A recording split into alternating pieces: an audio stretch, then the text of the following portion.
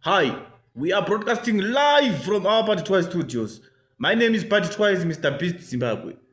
Pano pa Abatwa tinokunzira nyaya dzese dzikuitika matumana ose enyika nematumana ose social media. Atimire tenge tingokupai panapa tikupai zvikuitika zvese zvikutendereka zvese tinokupai ande zvikutendereka zvese muchenge tingosubscribe mulike ande mushare ande umana nyika yashata boys. Murume boys mwana foto racho randaisa apa murume boys apa toni mukadzi wake boys echiladza murungu boys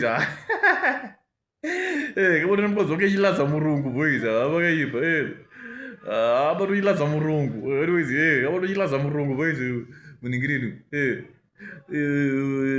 company vano uko kwaishatayo batwa mukadzi boys echiladza murungu kati amira wenzi dombonzwawo echirungu tikamboti chi comment section tudze mafungiro yacho. Don't forget to like, share and subscribe. My name is Abatwa, Mr. Beast Zimbabwe.